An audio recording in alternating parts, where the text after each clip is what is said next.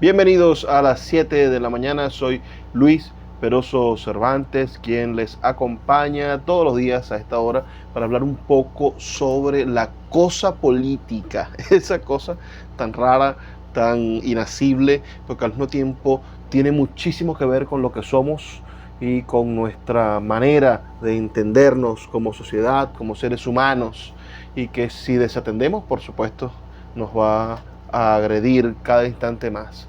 La mañana de hoy quiero hablar con ustedes sobre un asunto que me carcome, que me hace pensar, el problema de los intelectuales y la política. El pasado 29 de noviembre se celebró en Venezuela el Día Nacional del Escritor. ¿Por qué?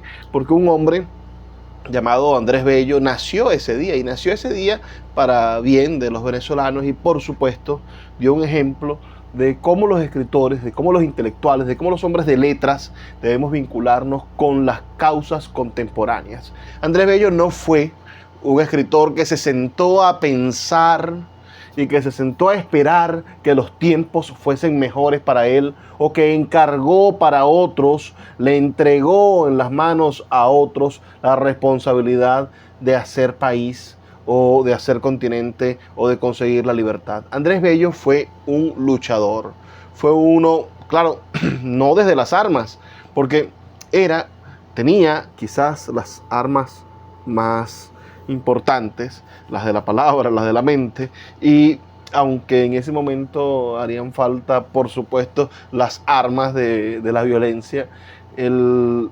blandió la espada del lenguaje, la espada de la intelectualidad. Andrés Bello logró generar, por ejemplo, una gramática para los americanos. Se preocupó por decir que la libertad no solamente era política, sino también era lingüística, que la libertad se ejercía en la palabra, que debían los americanos tener su propia libertad lingüística y poder cambiar su lengua a medida de que evolucionara la lengua de una forma diferente, por estar por fin separados del yugo español.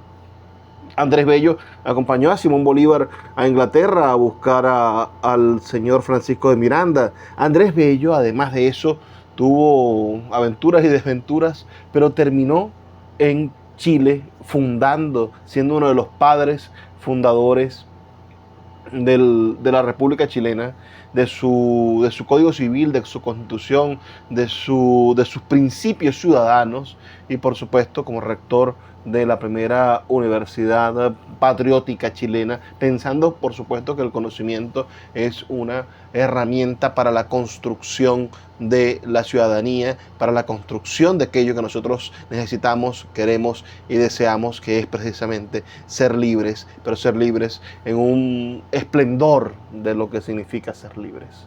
Entonces, desde Andrés Bello, que es el punto de partida del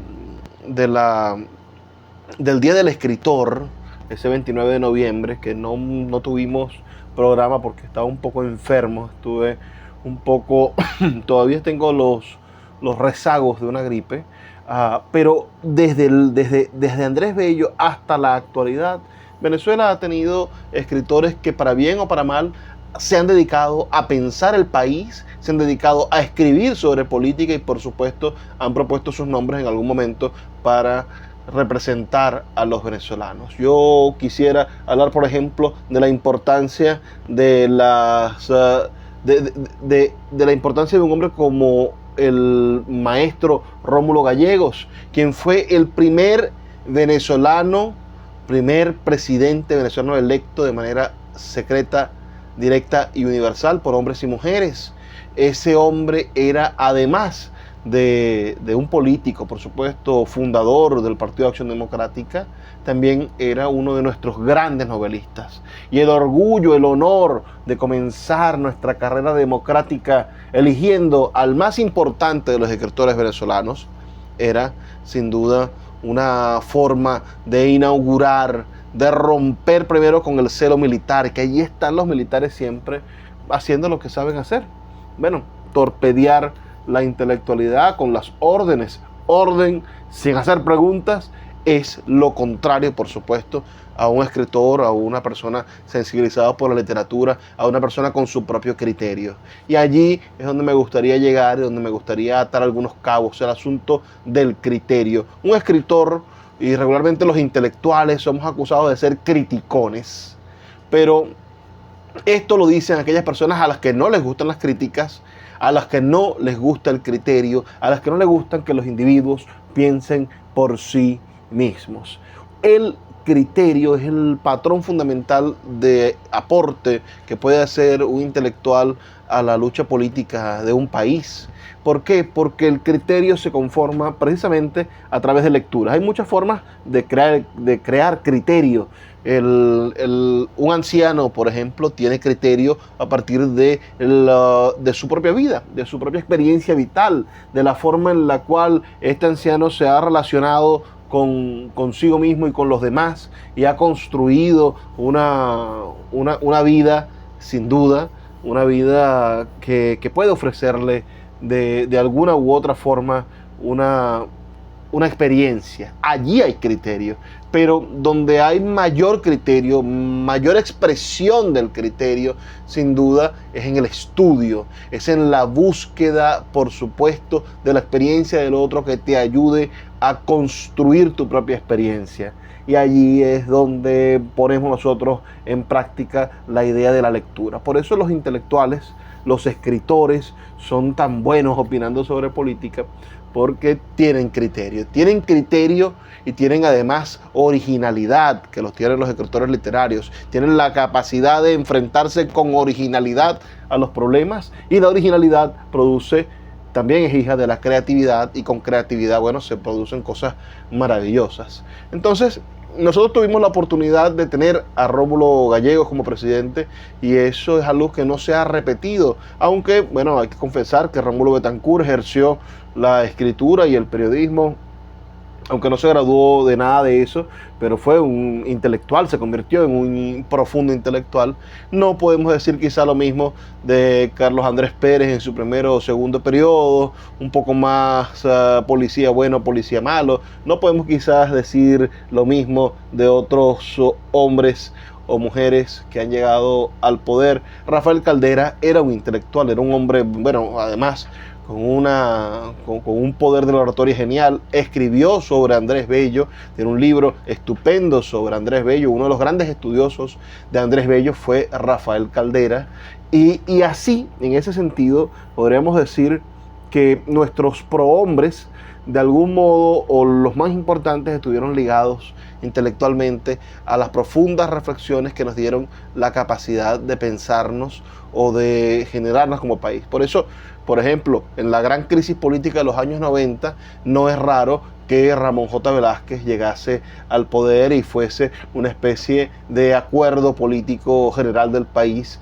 una especie de conciliábulo, una especie de bálsamo curador de las heridas de una democracia fracturada, la presidencia de un intelectual como Ramón J. Velázquez, que de una u otra forma hizo que un intelectual ya deprimido mentalmente, con Parkinson, con problemas neurológicos, como Rafael Caldera, tirara todo a la basura y hiciera que el país llegara a la deriva de volver a caer en manos de militares. Chávez era un lector, hay que confesarlo, leía, o por lo menos leía más que los chavistas en general, por lo menos que los chavistas políticos, los chavistas que son electos. Y allí es donde viene entonces mi reflexión hacia la actualidad.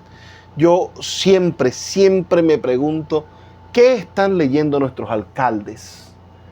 Cuando usted tenga la oportunidad de fastidiar a un político, pregúntele, ¿qué está leyendo usted? ¿Qué es lo que usted está leyendo en este momento? Porque si no estás leyendo nada, evidentemente no vas a tener ideas, no vas a alimentar tus ideas, y finalmente no vas a tener criterio, y sin criterio propio, sin criterio, no vas a poder gobernar bien. Vas a ser simplemente un gobernante mediocre. Entonces pregúntele a su alcalde, ¿qué está leyendo usted? Pregúntele a su concejal, otra cosa nula en nuestra estructura política son los concejales. ¿Por qué? Porque los concejales de todas nuestras ciudades, lamentándolo mucho, son grandes desconocidos. El ciudadano no conoce a sus concejales y cualquiera ocupa esa silla vacía que significa levantar la mano en un consejo municipal y comerciar con el voto como si el voto de un edil, bueno, fuese un artículo de intercambio económico entre la caja chica de las alcaldías y la caja personal de los concejales, como ha venido sucediendo en los últimos 20 años. Yo sí creo que necesitamos concejales inteligentes y por eso propongo, ustedes lo saben, mi nombre para concejal de Maracaibo, precisamente porque tiene que haber alguien que le ponga la piedra al alcalde. Tiene que haber alguien que le diga al alcalde, mire, yo no estoy de acuerdo con lo que tú estás haciendo y yo voy a reflexionar profundamente en mis intervenciones dentro de este parlamento municipal para poder darle criterio a la realidad que vive nuestro municipio. Pero son 335 municipios que tiene Venezuela. ¿Cuántos concejales leen? ¿Cuántos concejales cree usted que en este momento estarán leyendo un libro? ¿Cuántos alcaldes, si son 335 municipios, 330 y tantos municipios, imagínese usted cuántos de esos 300 y tantos alcaldes realmente son lectores? La mayoría, algunos cuantos son militares, y eso ya es una sospecha para mí, porque los militares no tienen que leer mucho, lo que tienen, para ser buenos militares hay que hacer caso. No tener criterio, no llevar la contraria. Ese es el principio. Y quien lee mucho, lleva la contraria. Quien lee mucho, critica. Quien lee mucho, pregunta mucho. Quien lee mucho, tiene ideas propias. Entonces, mi invitación, y siempre lo hago, por supuesto, es a nuestros compañeros escritores, a quienes se han dedicado al mundo de la lectura, a los intelectuales, a que no tengan miedo de formar parte de organizaciones políticas, que no tengan miedo de militar en organizaciones políticas y convertirse en esas maravillosas, por supuesto, piezas dentro de organizaciones políticas que las hacen crecer.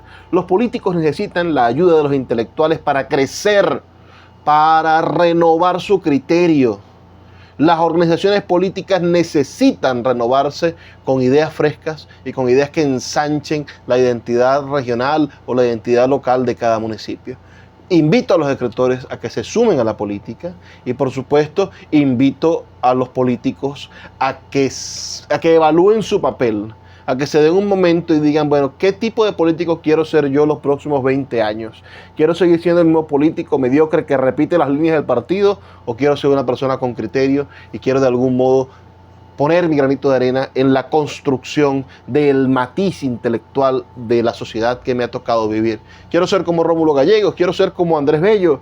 ¿O quiero ser, que eran políticos, por supuesto, o quiero ser solamente un adocenado más? Solamente uno que guarda silencio y que cambia su voto y que utiliza al pueblo, que utiliza a la gente, al ciudadano como moneda de cambio, creyendo que porque circunstancialmente han votado por ti, eres dueño de la voluntad popular. Vienen momentos importantes. Este 2024, ojalá se dé un cambio político en Venezuela. En el 2025, elecciones municipales de nuevo y esperamos que las alcaldías que ha recuperado la oposición y las otras alcaldías que estoy seguro que se van a seguir recuperando tengan hombres y mujeres con criterio en sus puestos como ediles, como concejales, y tengamos alcaldes que lean y que los periodistas le pregunten. Yo lo haré cuando me toque en mi programa de radio o en mis medios digitales, les preguntaré, ¿qué está leyendo usted en este momento, señor candidato? Soy Luis Peroso Cervantes, los acompaño todos los días a las 7 de la mañana con una reflexión sobre la cosa política en Facebook, en YouTube, por supuesto, en mi canal de YouTube, porque los invito a seguir, en Twitter, en Instagram, en todas las redes sociales, todas las mañanas a las 7 de la mañana. Nos escuchamos el día de mañana. Gracias por compartir conmigo y déjeme sus comentarios. ¿Qué cree usted que responda un alcalde chavista cuando se le pregunte qué está leyendo usted en este momento?